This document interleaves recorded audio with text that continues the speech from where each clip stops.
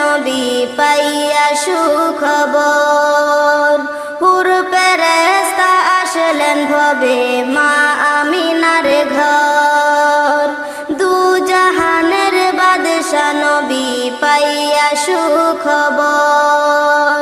হুর ফেরেশতা আসলেন ভবে মা আমিনার ঘর।